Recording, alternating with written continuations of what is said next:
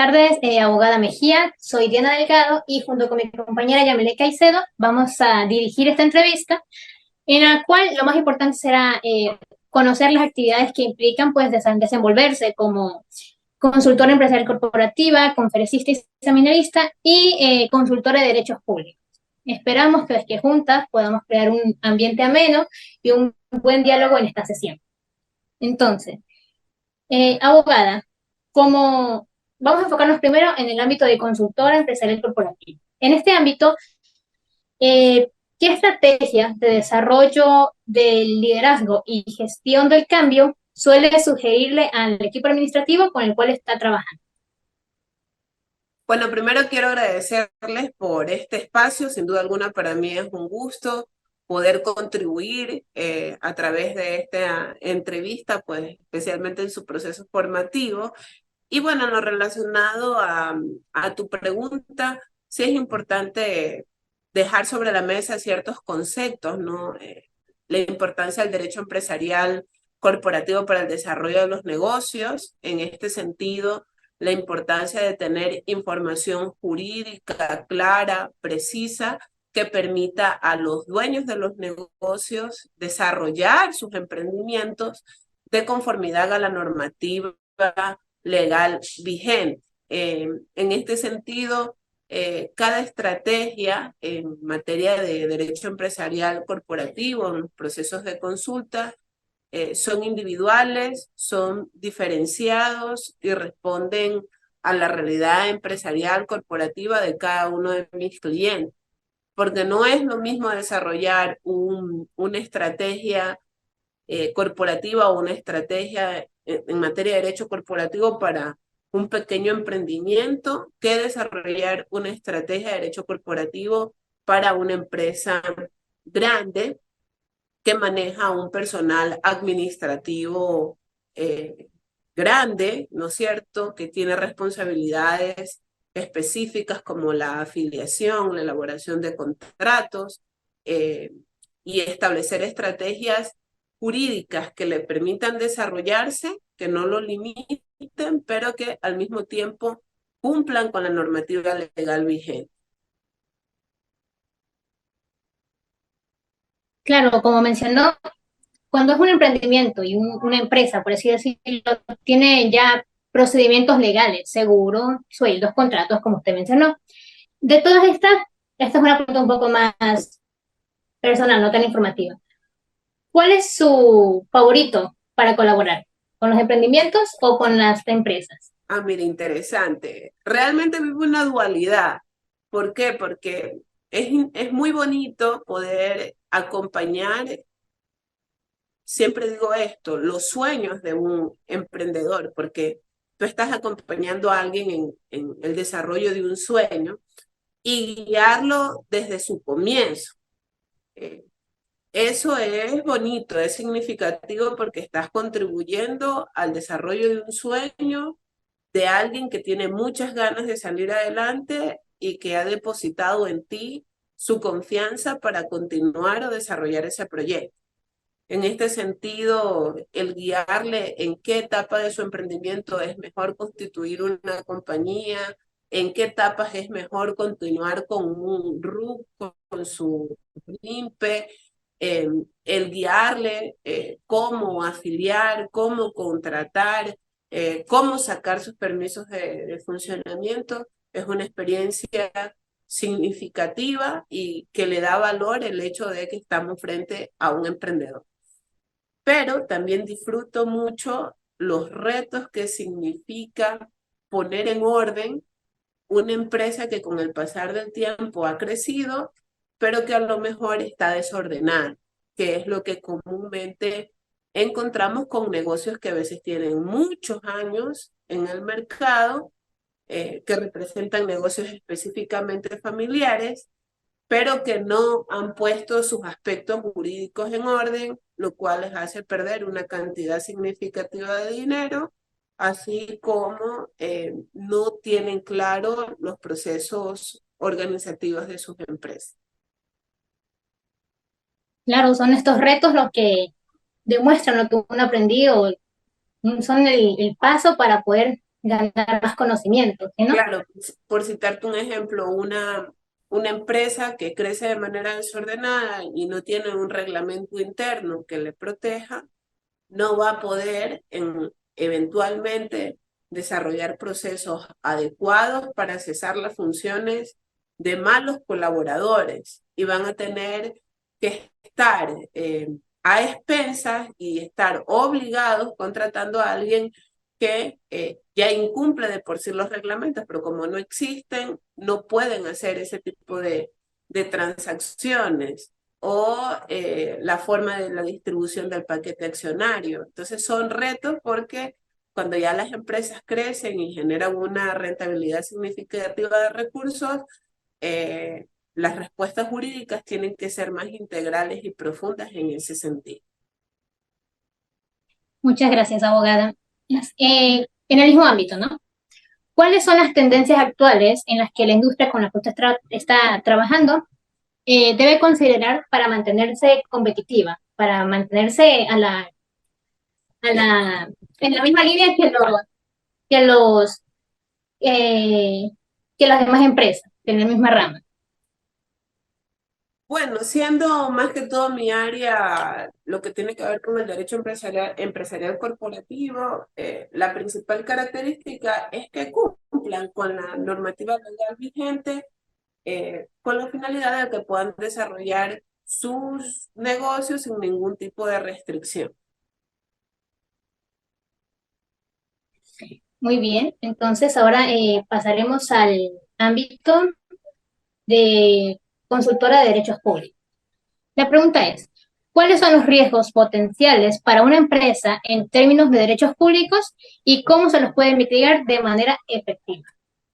Bueno, es importante ahí hacer una aclaración que cuando estamos hablando del derecho público, estamos hablando de la relación que tiene el Estado con el administrado, la relación que tiene las carteras del Estado, ya sean estas el gobierno central, el gobierno local, con el administrado, es decir, el ciudadano de a pie, el ciudadano común.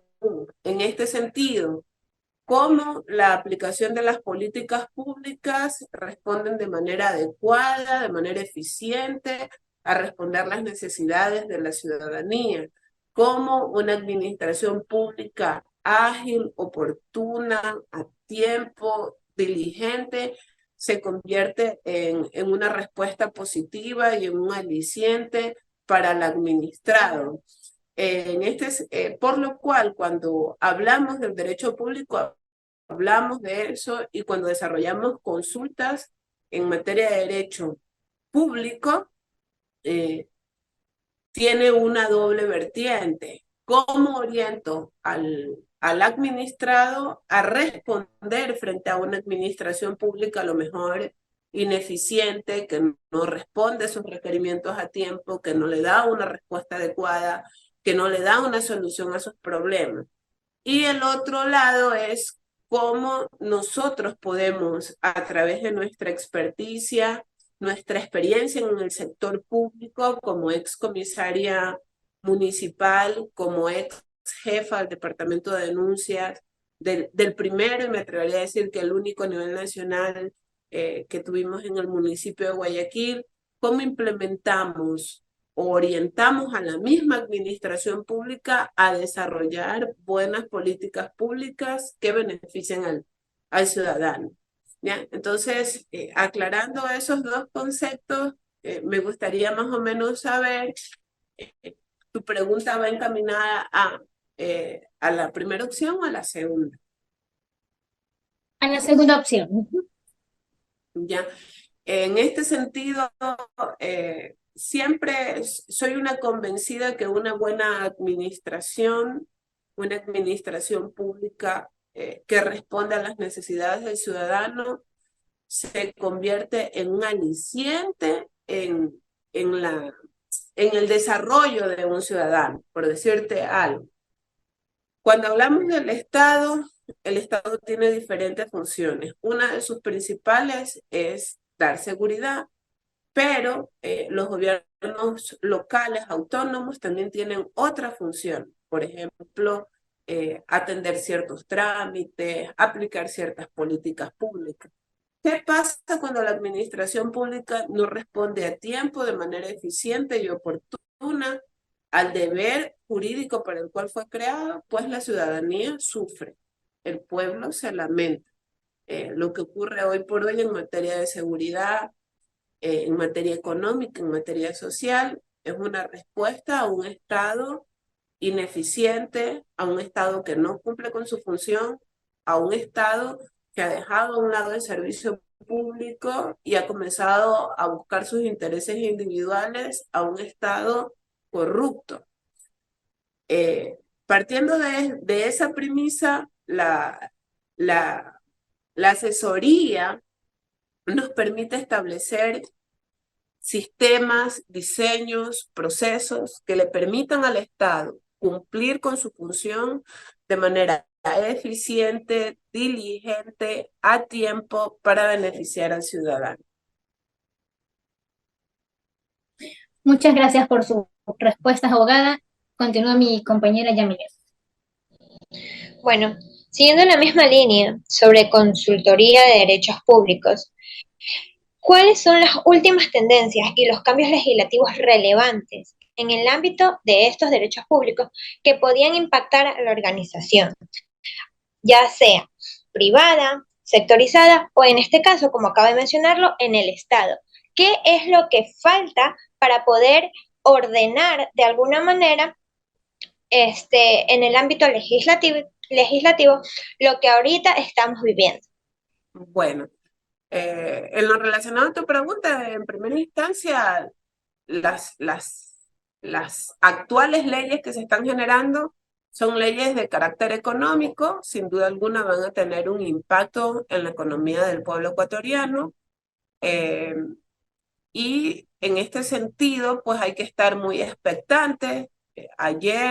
Hoy en la mañana, pues nos levantamos con un proyecto de ley de carácter urgente de incrementar el impuesto a la renta, el IVA, que hoy por hoy está en un 12% a un 15%. Por ejemplo, esas son decisiones políticas que no benefician al pueblo ecuatoriano, porque es un impuesto directo al consumo que va a encarecer la vida del ecuatoriano, que va a afectar la canasta básica familiar, que va a afectar la condición de vida de la clase media y de la clase baja, y que en consecuencia nos va a traer mucha más pobreza de la que ya estamos viviendo, un pueblo ecuatoriano que ya de por sí está golpeado por la inacción del Estado dentro de las cosas que está obligado a hacer, como es la seguridad, como es otorgarnos la energía eléctrica a tiempo, como es generar políticas públicas económicas que motiven e impulsen el trabajo. No hace eso y del ahorro familiar le mete la mano al bolsillo del ciudadano. Entonces, esas son medidas que tienen un impacto terrible en la economía ecuatoriana, y el hecho de que el Estado no haga lo que tiene que hacer también genera un impacto negativo, que es lo que hoy por hoy estamos viviendo en materia de inseguridad. Al referirnos que el Estado no está trabajando con lo que tiene que hacer, usted como abogada y como consultor empresarial, ¿cuál podría ser alguna estrategia a implementar para que estar inmóvil el Estado y empiece a trabajar en conjunto con sus funciones y su importancia a la ciudadanía? Claro, ahí es importante recordar que desde que se creó el Estado propiamente dicho, cuando hablamos acerca del contrato social de Rousseau, los seres humanos antes éramos libres, o sea, podíamos actuar libremente. Pero ¿qué ocurría? Existía la posibilidad de una intervención arbitraria de un tercero que afecta a tus bienes jurídicos más importantes, como la vida y la seguridad o la propiedad. Entonces, la humanidad en ese momento dijo, bueno, ¿qué hacemos para que mi vecino no venga y me mate? ¿O qué hacemos para que mi vecino venga y me robe? Entonces se creó una estructura del Estado que está compuesta por diferentes poderes: el ejecutivo, el legislativo, el judicial. todos ellos tienen una función histórica y una función importante para el desarrollo de las sociedades de manera pacífica y no vivir una anarquía. En consecuencia, se crea la estructura y se crea ese conjunto de normas que tienen carácter obligatorio. ¿Cómo yo logro que esas leyes se cumplan? A través de la estructura del Estado, que tiene el poder punitivo para obligar al ciudadano a cumplir esas leyes. En este sentido, repito, una de las principales funciones del Estado, porque el problema no es la inseguridad, porque siempre ha existido la posibilidad de que venga alguien y afecte tus bienes jurídicos más importantes, pero por eso creamos una estructura mayor que se llama Estado para evitar que un tercero te afecte. Entonces, el problema no es la inseguridad porque eso siempre ha existido. El problema es que el Estado no cumple su función. El problema es que el Estado no otorga seguridad. El problema es que la policía no cumple con su función. El problema es que el juez deja libre al delincuente que luego sigue delinquiendo. El problema es que los trámites administrativos se demoran. ¿Y a consecuencia de qué? A consecuencia de que los funcionarios públicos no buscan el servicio público como un mecanismo para ayudar a la gente, sino que buscan el servicio público como un mecanismo para lucrarse. Y todas las esferas del Estado están totalmente corrompidas, están totalmente es como un cáncer, es una metástasis llamada corrupción. En este sentido, con esta breve explicación, ¿qué es lo que necesita hoy por hoy el Ecuador? Primero necesitamos depurar todas las carteras del Estado, depurar todos los poderes del Estado, el ejecutivo, el legislativo, el judicial, y que los puestos de administración pública sean asumidos por personas honestas, probas, que tengan visión de servicio, que estén preparados para asumir administrativamente esos cargos, y tenemos que erradicar la corrupción. Porque si el funcionario entra a la función pública a hacer plata, pues se equivocó, porque el servicio público es para servir a la comunidad. Y que si quiere hacer plata, que se haga empresario, que se haga comerciante, que se haga consultor, pero no le roben a la ciudadanía la esperanza. Otra característica importante es que necesitamos voluntad política. Las cosas no se hacen porque sencillamente no hay la voluntad política de hacerlas. No hay la voluntad política. El ciudadano, usted, yo, somos las últimas personas en la discusión política. ¿Por qué? Porque están buscando sus intereses individuales. Cuando tengamos líderes que respondan a las necesidades populares, a las necesidades del pueblo, y tengan la voluntad política y administrativa de hacerlo, las situaciones van a cambiar. Y la tercera cosa que considero que necesitamos es unidad nacional. Hoy no necesitamos tener un Estado dividido con diferentes colores políticos, sino que un Estado que responda a un solo color, que es la bandera del Ecuador. Bueno, tres colores, ¿no? Que es la bandera del Ecuador y que trabaje en unidad para responder a las necesidades de la ciudadanía. Eso como, como un aspecto general, pues no, porque ya escalar a lo más pequeño ya es hablar de estrategias, es hablar de políticas públicas, estrategias económicas, estrategias administrativas, que ya tienen otra connotación.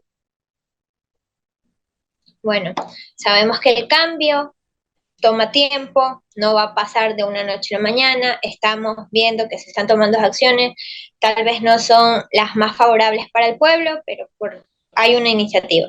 Muchas gracias por su respuesta. Referente a su desempeño como conferencista y seminarista, ¿cuáles son las estrategias prácticas que recomendaría para mantener un equilibrio saludable entre el trabajo, la vida personal y el crecimiento personal? Bueno, yo creo que uno de los principales, a veces los seres humanos nos llenamos de muchos proyectos, ¿no? pero uno de los más importantes y los principales somos nosotros mismos. Tenemos que invertir en nosotros, invertir en nuestro crecimiento personal, profesional, académico, en nuestros conocimientos, en sentirnos bien, en descansar, tener tiempo de calidad, invertir en nosotros. Eh, Eso es lo primero, entender que el principal proyecto, aparte de todo lo que haces, eres tú. Y de hecho, tus proyectos secundarios responden a ese principal proyecto que eres tú. Entonces, generalmente los seres humanos siempre nos estamos postergando y entre las listas de pendientes nos convertimos en el último pendiente a responder o a resolver. En este sentido, creo que el principal proyecto que cualquier persona debe tener para poder tener un equilibrio en su vida es uno mismo. Lo segundo, y es algo que me ha servido mucho, es poder organizarnos, planificar cómo yo me veo en 5 años, cómo yo me veo en 3, cómo yo me veo en 10, cuáles son mis principales metas y objetivos para este 2014, y no solo decirlas, sino que plasmarlas y realizar un plan de acción a corto y a largo plazo para poder alcanzar esos objetivos. Y poco a poco ustedes van a darse cuenta que van a ir logrando esas metas personales. Lo que sí creo que es un error y que no es correcto es que el ser humano venga a este mundo y solo lo viva libremente, sin tener un proyecto, sin tener una visión, ¿no? Y lo importante que es poder dejar un legado en el camino, poder trascender, marcar la diferencia, que cuando ya no estemos aquí y todo esto haya pasado, dejar una huella positiva en la mente y en el corazón de todas las personas que nos rodean. Bueno, es importante recalcar que las personas en sí debemos ponernos como prioridad antes de cualquier meta, antes de cualquier otra persona, para así poder encontrar un equilibrio entre nosotros mismos, entre nuestros proyectos y, como acaba de mencionar, poder plasmarnos y dejar una huella que impacte a la sociedad.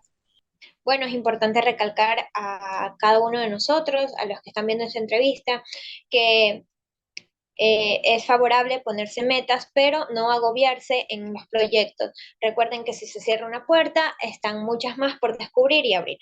Con esta pregunta hemos llegado al final de esta entrevista. Le damos gracias a la abogada Mejía por compartir sus conocimientos de todos estos diversos temas con nosotros. Ha sido un placer dialogar sobre el desarrollo de liderazgo, estrategias comunicacionales, sobre el desarrollo personal, el desarrollo profesional y qué estrategias podemos implementar para tener un equilibrio. Agradecemos su disposición. Hasta una próxima ocasión.